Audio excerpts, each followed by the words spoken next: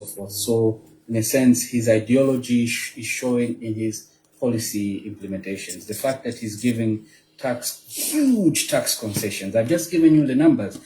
Corporate income tax collections have come down in this country in absolute terms as well as a percentage of GDP or as a percentage of tax revenues, largely as a result of tax concessions to the mines. Largely as a result of tax concessions to the mines. Why would you give tax concessions? You don't need to have been in government before to know that giving such huge tax concessions to the mines at a time when your country is in an economic crisis, at a time when copper prices are historically high, is really, it's crazy. It's nonsensical policy, right? You don't need to have been in government before to know that. I'm sure if I asked a working class woman or man on the streets of Lusaka and said to them, look, what kind of policy would you implement at a time when copper prices are high, the country has got a debt problem, country has a cost of living problem? Would you give concessions, or you would actually increase or maintain the tax regime? I'm sure the typical person on the street would say it's commonsensical. You've got to collect as much as you can from this God-given gift. After all, it is one day it will finish, and when it finishes, we'll be in great trouble. We're supposed to be using copper right now to really supercharge our development aspirations. So I think it's partly inexperience maybe with government, and in that press conference when he expressed frustrations with the bureaucracy, that did show. But I think it's also partly ideology, and I think it's largely an ideological issue that the president chooses, the president and his team, especially Dr. Stumbeko Msokotwane. Dr. Msokotwane and Mr. Hichilema are two peas in the same pot. Dr. Msokotwane has been around before. He was Minister of Finance before 2011. He did somewhat very similar to what he's doing today. Leopard doesn't change its spots. He gave the mining houses tax concessions. Now he's giving the mining houses tax concessions today. Very, very sad. Really, it is a really sad situation. Even if you don't have experience, our country has a lot of experienced people. You cannot feign lack of experience in government as a reason of failure, because one of the key issues you do is immediately pick a team. Let's take some more calls. Hi, Mutuku. We are listening in to Honorable Emmanuel Mwamba. We'll get started very soon. Yes, I just want to ask Mr. Chelwa. Yes, Chelwa. Okay, sure.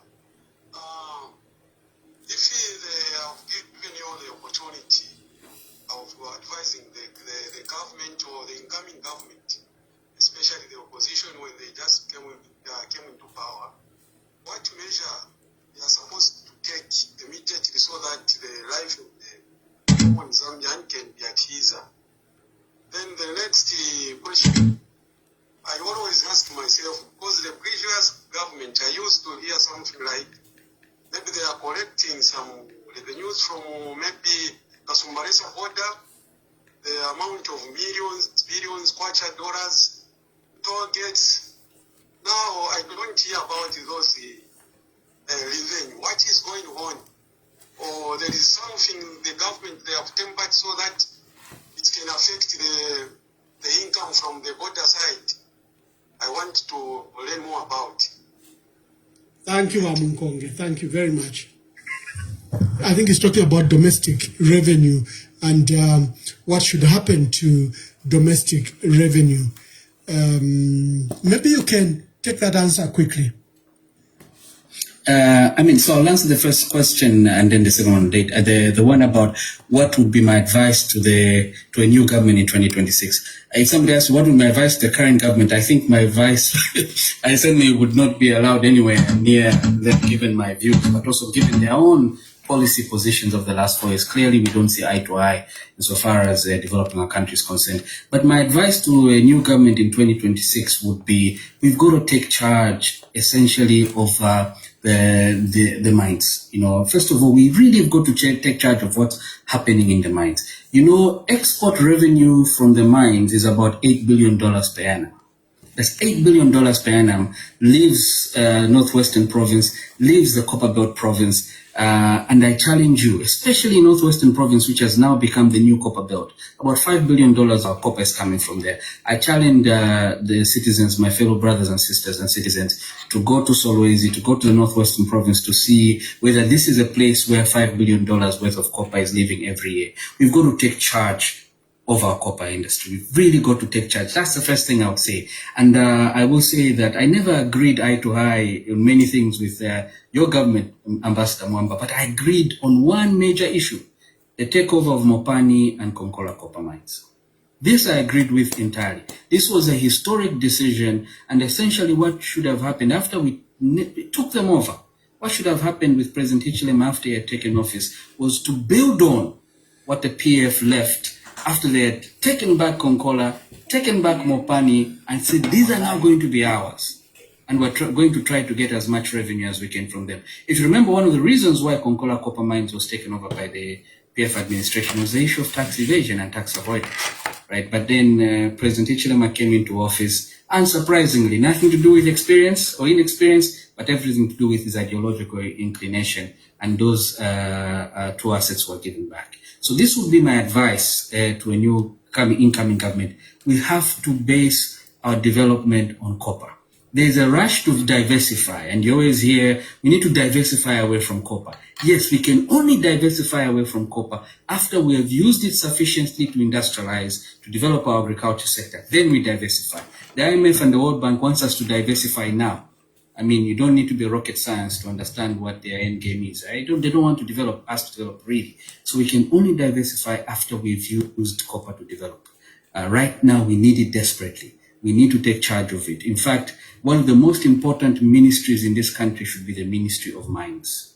In fact, there should be a Ministry of Copper, a copper minister, specifically charged with the express purpose of looking after our copper jewels. We should have a special revenue committee or revenue commission that expressly is charged with making sure that we're collecting enough revenues from our copper industry, people with patriotic women and men in Zambia. On the issue of revenue collections, I haven't followed this issue pretty closely. I don't know what the numbers are like at Kasumba Lesa.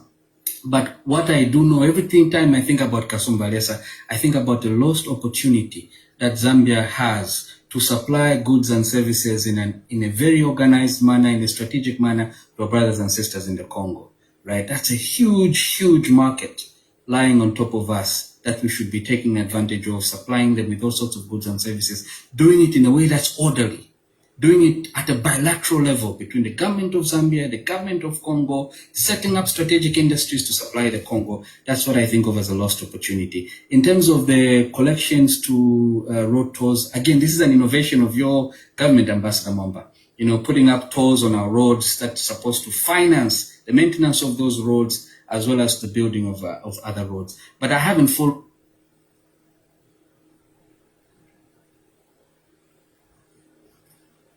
So we are here, guys. We are listening to Emmanuel Mwamba live. You know, some of the collections on that road, by the tolls of that road, are used to underwrite some very interesting loan agreement. But in any case, I haven't followed this discussion pretty closely, so I won't be able to comment intelligently. Doc, let me interrupt you briefly. I've got a caller. Caller, just introduce yourself briefly and make your contribution. All right. Thank you very much, Ambassador Mwamba, for this opportunity.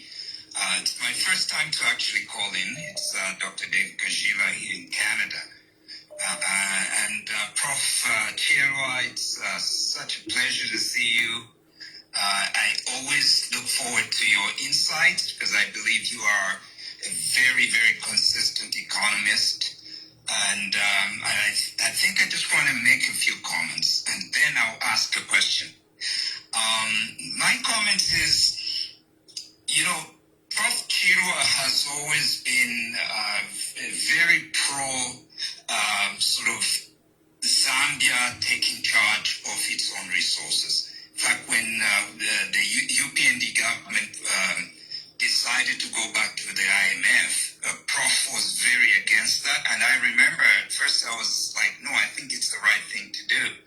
And now, 4 years down the line, we're all seeing that we're on the wrong trajectory because what's happening is we are believing in trickle-down economics where we are just calling these FDIs to come in, take a lion's share of our resources, dig our copper out, and leave us peanuts or leave us crumbs.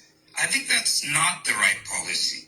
And no matter how much we can justify that, it is very hard to believe that 60 years down the line, Zambians are incapable of running those mines. But there are a few prerequisites that I think need to be done before we can fully and truly take care of our mines. And I think it starts with good governance. It starts with getting rid of corruption.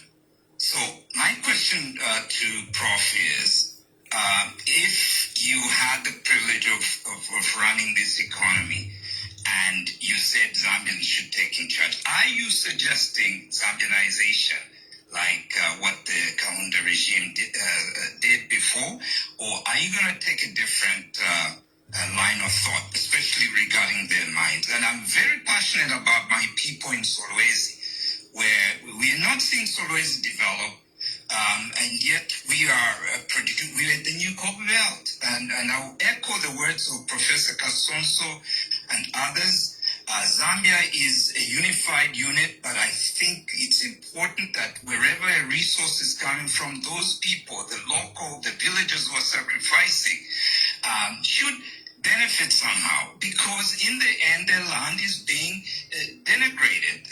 There's pollution going on. The land there are holes everywhere.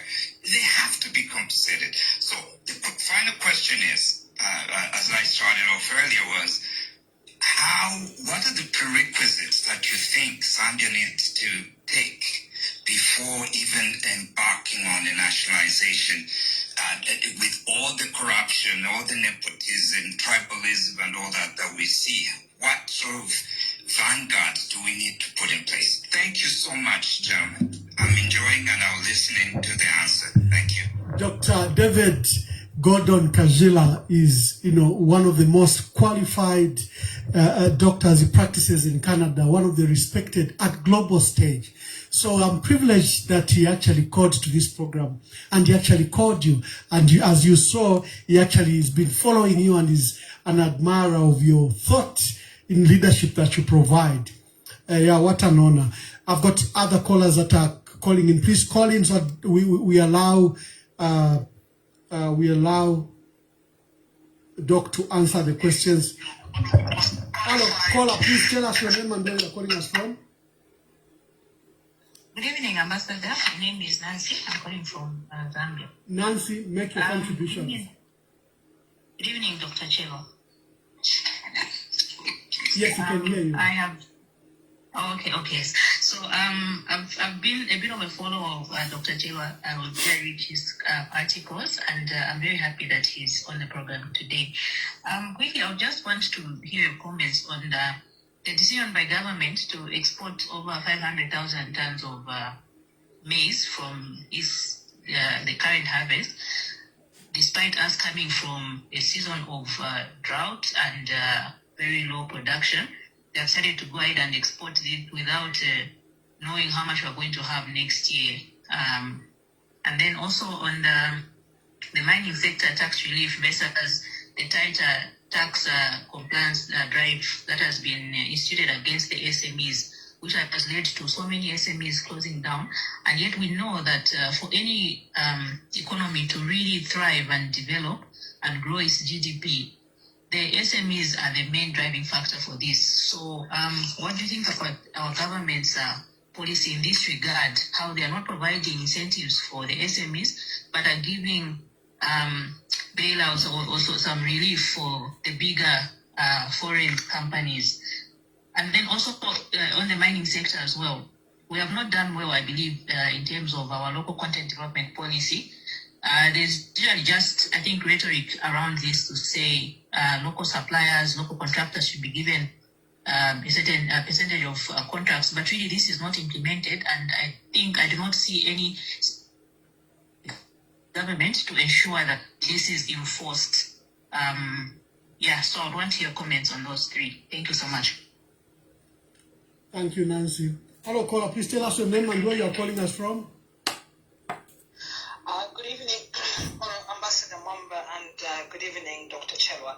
I'll remain anonymous. I would like to agree with Dr. Kajila with the questions that he had for Dr. Chelwa regarding if he was in charge of our finances, which route would he suggest Zambia takes? And my other question would be, looking at our taxes, considering other countries, the way we have the tax policy in Zambia, we have a lot of people in the informal sector. What would you suggest would be the best way to have majority people who choose to be in the informal sector and yet they are not tax compliant? How would we, what would you suggest that government does about it? And then regarding the economy, we are getting into an election next year. Looking at what the economy is today and what we have had in the past, that we get into forming a new government with a lot of debt. What message do you have for politicians as we head to polls, considering how strained our economy is? Thank you. I admire your work. I'm a big fan of your work, and I'm looking forward to listening to your responses. Thank you very much. Thank you. Thank you very much. Okay, the phones are still coming in. Let's just see how many you can. And I hope you're taking notes, Doc. Hello, caller. Please tell us your name and where you're calling us from. Good evening, Mwamba. How are you doing? Very well. Okay, thank you so much for allowing me and picking up my call. I would like also to say I've been following Dr. Chelo for quite a very, very long time. And if you can remember, immediately the UPND came in power in 2021. He had a program on Hot FM, and I listened to it. And he explicitly said that the IMF route that we are taking as a country, he actually was warning us to say the route that the government was taking, the agent government, the UPND government with agent was taking, was going to land us in problems. And I can tell and testify now that what he said and prophesied that time is what is happening today. I've been listening to him, and I can tell you, I'm not a fan, or I didn't vote for UPND, but I can tell you that I'm equally disappointed. I thought maybe he had ideas, maybe he had a way of doing things that will alleviate poverty and the living standards of Zambians. But on the ground, I can tell you things are getting worse and worse, and people are reminiscing about PF coming back, or just another alternative that will help us go back to our heydays of Zambia. I really followed him, and what he said in 2021 is what is happening today. And with what he has said even today, going forward, with the debt that has really even accrued, with the putting forward of the debt restructuring and paying in future, I can tell you this country needs a reset. Just like I follow the other gentleman who is from Canada, I think he's Dr. Kajila. Yeah, Dr. Kajila. Dr. Kajila, yes. I think we need a reset. We could not just be business as usual. We need a reset in this country that will set up a country that will run its own minds. Our agriculture policies needs to change.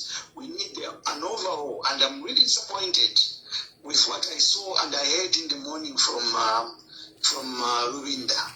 I thought Rubinda was really, what can I say, like an economist that would say whether black and white should be in the middle and just say the way it is. But today I heard him, and he said something that really a lot of people really didn't agree with him, with a Rubinda that we've always known. So Dr. Chelo, we follow you. We want to encourage you. Please come out. We don't want you to be biased. We don't want you to be pro or against. We just want you, like you've always been, to tell our government, whatever government is there, be it this government that is here, the government that will come next year, we want you to tell whoever is going to be in government, in black and white, what it is. And that's how this country will move forward. We are listening, and I hope the government is also listening, and they would want, they should hear what you are saying, because the country needs to be, by the 60 years, we should be getting somewhere. We should be owning our minds. We should be alleviating. We should have a middle class that is thriving. We should have a middle class that is, doing things. We should be doing business. But I can tell you, like now I'm sitting, I don't have power in my house. My solar is, I spent just to buy a solar system that will give me just lights for my children to study. And how many people would afford that? And we need a country that should be driving itself. We don't want rhetoric. We don't want people who come for their own interest. We want people that will do things for the people of Zambia. I thank you, Bamwamba. You're doing a great job. But Dr. Chelwa, please continue doing what you're doing. Speak for the people. Speak the truth like you've always been. And I thank you, and God bless you two guys. Thank you.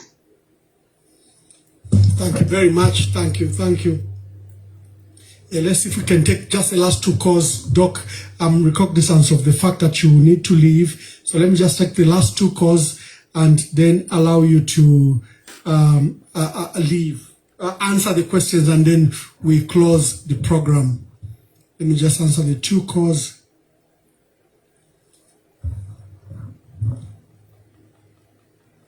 Hello, caller. Please tell us your name and where you're calling us from. My name is Ali Mutala. Yes, Mr. Simutala, please make your contribution. Yes, I'm calling you straight from Zambia. I'm a member of young people in Zambia who have started a political party, and this time we have been inspired by the history of our forefathers who were running this country with passion and determination, and making sure that the country owns the means of production. And we have seen that this current government have managed to make sure that we backslide in terms of having economical freedom, because we know that economic freedom is the missing thing from our political freedom. So my question to Dr. Grieve is just to understand, particularly if we say if the new government was to be formed. Me, I'm a believer of democratic socialism, and I think that Doctor always talks about that we need to be ideologically informed if we are to change our country. So what if that can be the first step if we are to ideologically argue our economy, or ideologically argue how we are going to deal with the problem of Zambia? Thank you, my brother. Thank you. I've got another caller on the waiting. Hello, caller. Please tell us your name and where you're calling us from.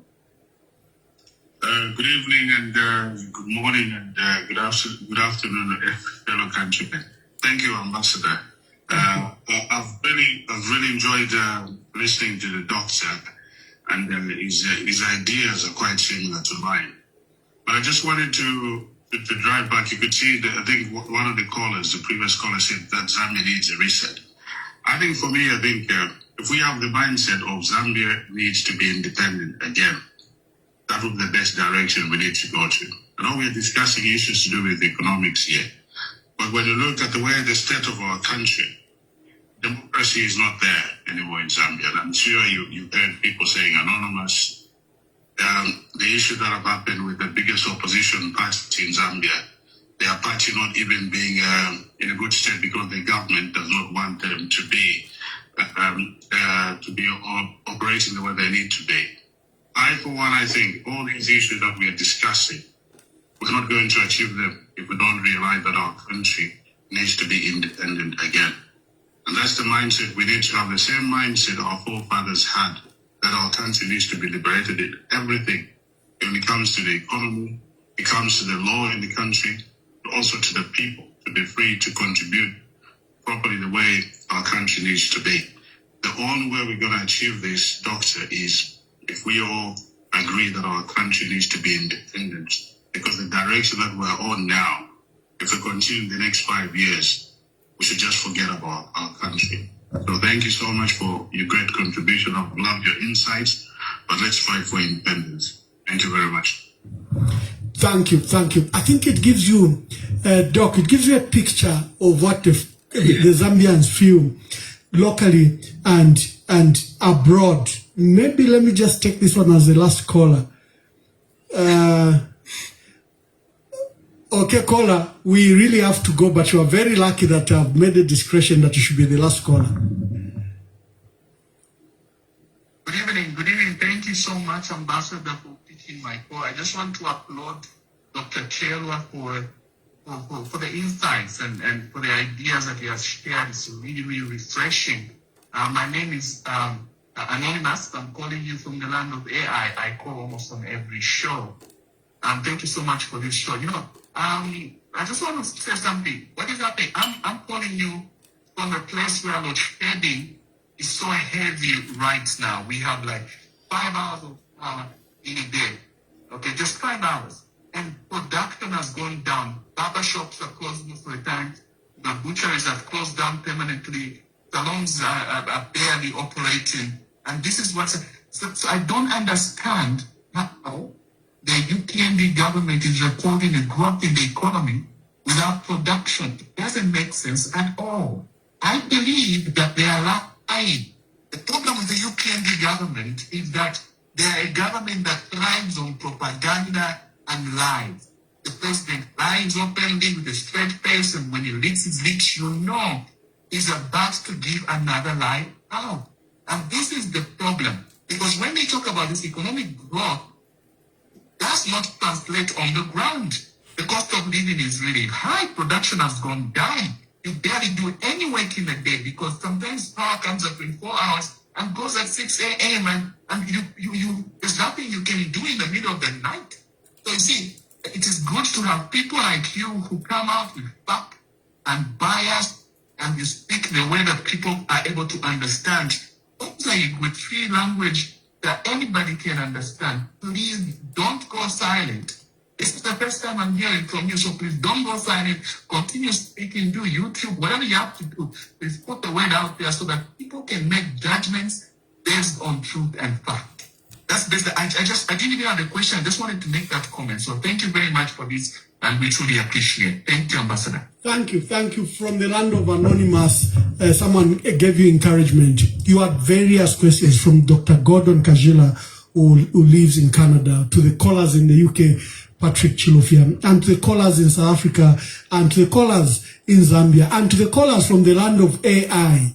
Just give your summary of views, and then you close your remarks. Thank you, Dr. Grieve Chelwa. Ambassador Mwamba, thank you so much. I mean, one of the most, I think, tragic things, when one thinks about the Hichilema administration, there are so many tragedies, one of which is the shrinking space for free expression of ideas, which is a cornerstone of democracy. We've heard people calling themselves anonymous. This is tragic, that people are not feeling safe to be able to express their ideas, express themselves one or the other. I mean, one of the most eminent sons of our country is the historian Dr. Chelwa, a good friend of mine. He writes emotively about Zambia. He cares about Zambia. But as we have read from several of his dispatches either on his Twitter page or when he publishes an article here and there, he too is afraid to go back home. So this is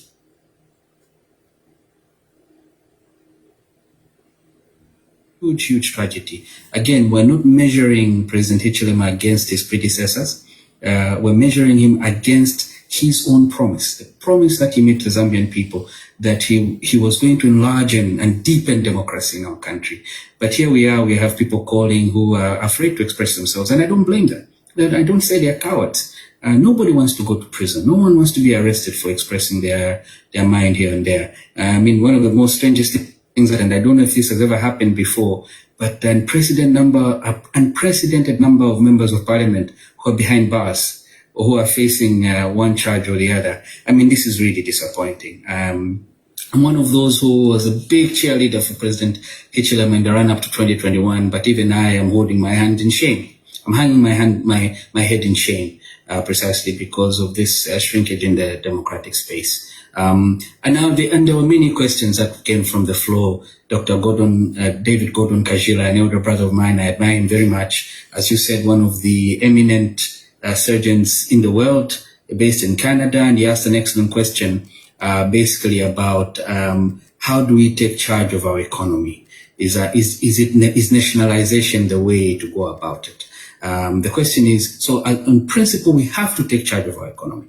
We've got to take charge of the mines. We've got to take charge of our finances. These two things are very important, the financial sector as well as the natural resources sector, because the natural resources sector is very important for generating the surplus that then goes into finance, and then finance can then extend loans, extend credit, and supercharge industrialization, and so on and so forth. As it stands, we have no control of our financial sector.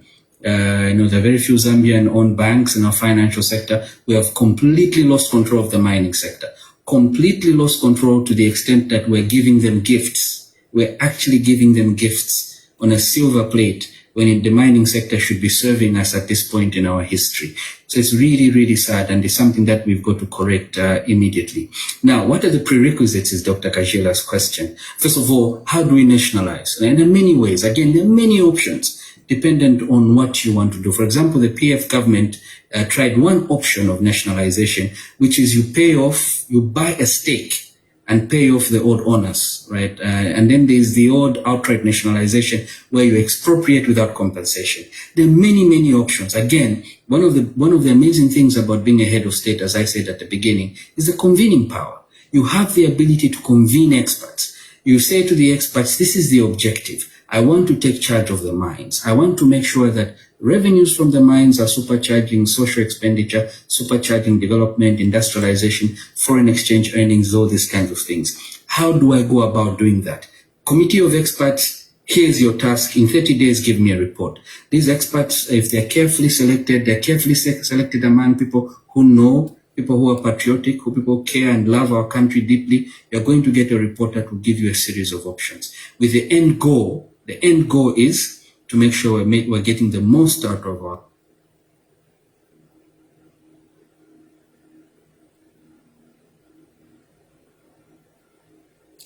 Okay, he's frozen, guys. We are listening to Dr. Grieve Chelwa on Emmanuel Mwamba Verified. Welcome. We'll be getting our show started pretty soon. We have copper sector. So Dr. Kajila, there's many ways of doing this. The issue, but actually when you look at the facts, Zambia Consolidated Copper Mines did exceedingly well in an environment when copper prices were in decline for 30 years. People don't know this, but between 1970 and 1999, the real price of copper collapsed by about 70%. 70% reduction in global copper prices, and yet ZCCM was able to do what it did.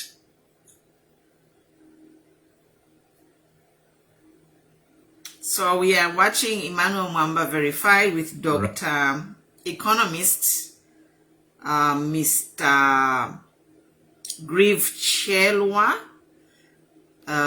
Great show. If you missed it, watch it. Great show, great information. Imagine an environment where copper, the tragedy is that when. So he's breaking up. There's interference. We saw them in about 2000.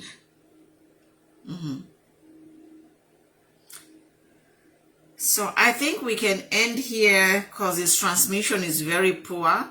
I think whatever is happening there we go. You can see Dr. Chelwa is in Zambia, but the internet connection is very poor, and we want to vote using internet. Can you imagine what will happen if we just can't have a simple conversation? You know, people are failing to connect in Zambia. You know.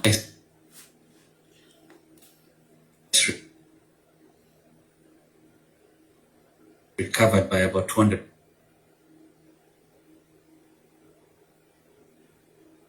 So I think I'll end that there because of the bad connection. He's cutting in and out. So let's get started. Let's get started. Welcome, welcome, welcome. Invite people, invite people. Greetings, Christine, Monica, good evening. The Queen is fine. Murishani. Comments below, guys. Share, share, share. I know TikTok, there is another platform going, but I have important thing that I need to address. So you can invite and invite people so we can address the issue of the Lungu case tomorrow in the South African court. Welcome, welcome, welcome. Nelson Kandu, how are you? So yeah, still 500 people watching there on Emmanuel Mwamba Live. Verified. We have Dr. Chelwa there. He's an economist. A lot of information has been shared. But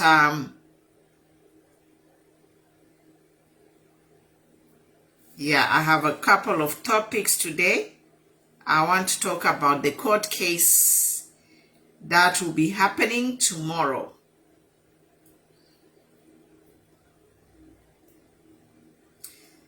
Welcome, welcome, welcome.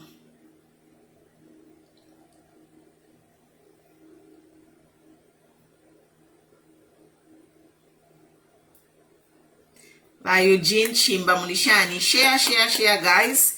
Invite people. Let's get started at 100. Invite to 100 people, then we get started. We are at 15 right now. Senanga, how are you? Cheesy man, long time. Share with people, guys. Send to Fisheko 100. Natkwata, the topic I want to talk about is the ECL case tomorrow and the abuse of the former First Lady. The topic is the plight of a widow and the abuse that she's facing. And also another topic I want to talk about is a child pedophile. The man molested is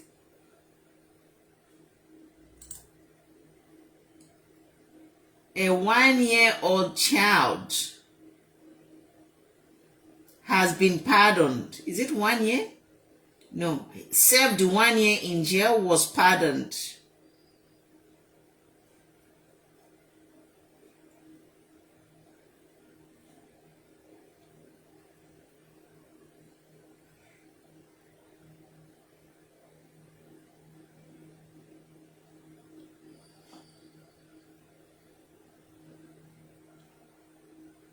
Bamunungwe, you can come to TikTok. I don't know what they have done on Facebook. It's very hard to add people on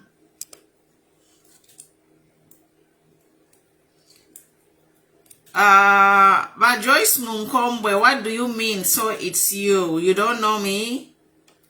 Joyce Munkombwe, I don't know you either. Yeah. So we have some topics to discuss tonight. And let us share and invite people, because I have to talk about two important topics. The first topic is the human rights violation of Madam Esther Lungu. and also there is a criminal who molested a young girl. They have been released. So these are my topics for tonight.